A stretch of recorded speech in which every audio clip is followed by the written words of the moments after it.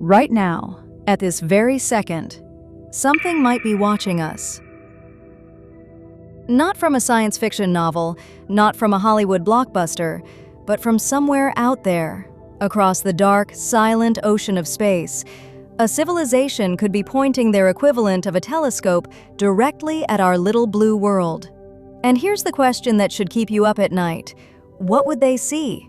Not what we think they'd see, not what we hope they'd see. What would the cold, hard physics of the universe actually reveal about us, right now, in this moment? The answer is both thrilling and terrifying. Stay with me, because by the end of this video, you're going to look up at the night sky very differently, and you may never feel quite as hidden as you did before. Here's the first thing you need to understand, and it's something most people never stop to think about. When an alien civilization looks at Earth, they are not seeing us as we are today. They are seeing a ghost. Light travels fast, blindingly fast, 186,000 miles every single second, and yet the universe is so incomprehensibly vast that even at that speed, light takes years to cross the distance between stars. So here's where it gets strange. Here's where it gets personal. If an intelligent civilization exists around the nearest star to our Sun, Proxima Centauri, just 4.2 light-years away, and they have a powerful enough telescope pointed at Earth right now, they are watching Earth as it was in the year 2022. Think about that. They haven't seen 2023 yet. They haven't seen 2024. They are watching a version of us that is already gone. Now push that further, much further. A civilization 100 light-years away? They're watching Earth from the 1920s. Your grandparents were children. The first commercial radio broadcasts were just beginning. They might be watching a world with no satellites, no nuclear weapons, no internet. And a civilization 1,000 light-years away? They are watching Earth from the year 1025 AD. The Crusades haven't started yet. The Aztec Empire is still 2 centuries from its peak. There is nothing from the modern world that has reached them. But here's the question, and this is where things get truly unsettling. What if they have been watching for a very, very long time? What if someone out there has been tracking Earth's progress across centuries, watching us grow, watching us change, like a slow-motion story unfolding across the cosmos? And what chapter of that story are they seeing right now?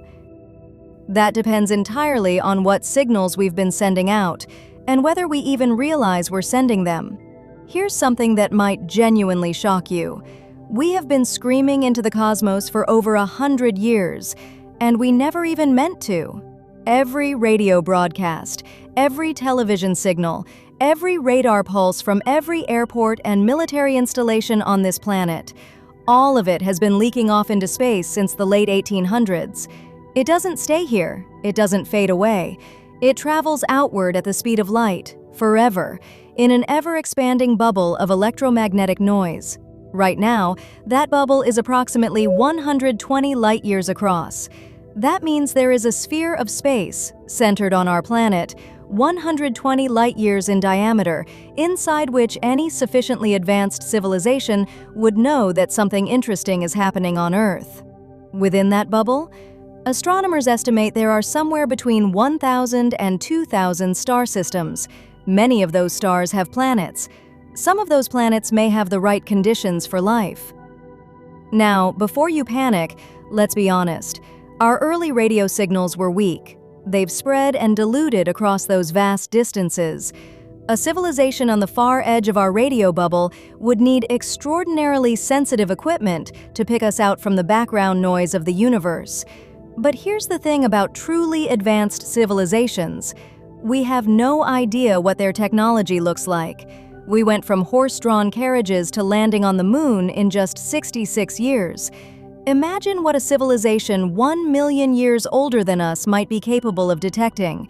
If they can hear us, what are they hearing? The earliest signals reaching the edge of our bubble right now are from the 1900s, early commercial radio, simple broadcasts. But closer in, within 80 light-years, they're picking up something far more revealing. They're picking up television.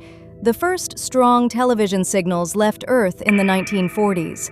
Those signals are now more than 80 light years out. And what was on those early broadcasts? News coverage of World War II. Any civilization close enough to receive that particular window of our history got to watch our species tear itself apart with unprecedented industrial violence. That was their introduction to us. What impression do you think that made? But don't despair, because what they're receiving from Earth has been changing. And the most dramatic change of all is something no alien civilization could possibly miss. Set aside radio waves for a moment, because even before we invented radio, Earth was already changing in a way that could be visible across the galaxy, if you knew what to look for. And here's the thing, any civilization advanced enough to be searching for life would absolutely know what to look for. Light. Not just sunlight reflecting off our planet. Planets do that naturally. I'm talking about something far more unusual, far more telling. I'm talking about artificial light. When astronomers study distant planets, one of the most promising detection methods is something called the transit method, watching a planet pass in front of its star and analyzing the changes in light. From that, scientists can determine atmospheric composition, temperature, even the presence of certain chemicals. But there's something else a very advanced telescope might detect from Earth: the asymmetry of our light. Earth's natural side, the daylight side, reflects sunlight the way any rocky planet would. But our night side? It glows. Cities, roads, industrial zones, shipping lanes lit up like nervous systems. The entire eastern seaboard of the United States visible from orbit as a continuous ribbon of light. Europe, East Asia. A planet where one hemisphere blazes with artificial illumination while the other rests in relative darkness. No natural process creates that pattern. That asymmetry, that unnatural artificial glow, is what scientists call a technosignature. A fingerprint of technology, a sign that something made those lights, something intelligent. And here's the urgency of it. Here's what should make you sit up straight. Our artificial light output has been increasing dramatically for over a century. Year by year, decade by decade, we have been making ourselves brighter. To an alien astronomer patiently watching Earth across generations, we would look like a planet that is slowly waking up. Now, here's a question I want you to hold in your mind. Is waking up a good thing, or does it make us a target? We'll come back to that. But first, there's one more signal we've been sending that dwarfs everything else. One that we only recently started to realize the full implications of. Of everything that makes Earth visible to an alien civilization, this may be the most revealing of all. Our atmosphere.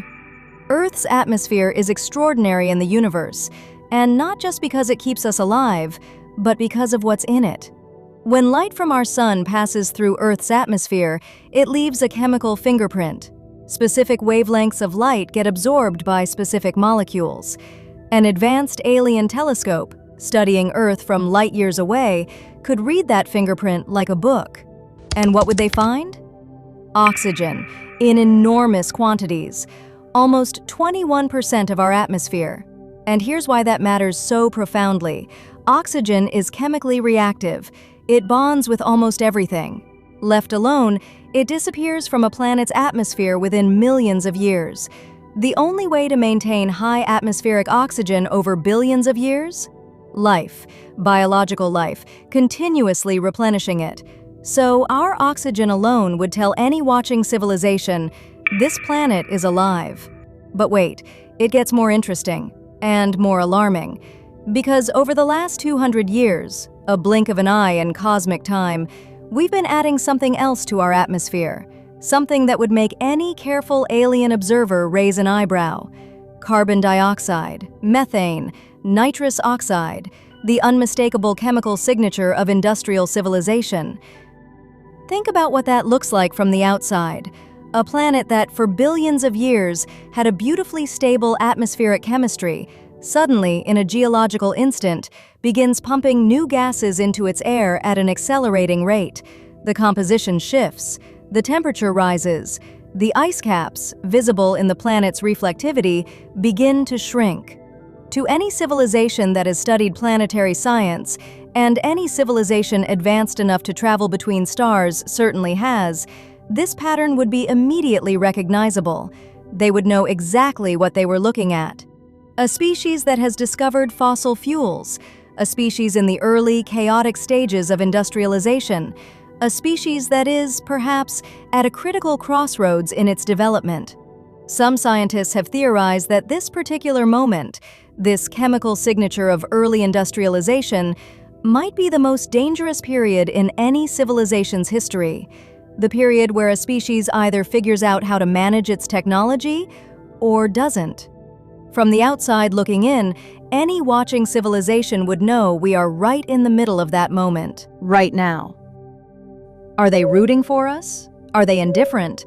Or are they drawing entirely different conclusions from what they see? That question leads us to the final, and perhaps most chilling, section of this video. Let's step back. Way back. Imagine you are an alien astronomer. Your civilization is ancient, perhaps millions of years old. You have the technology to study distant star systems in extraordinary detail.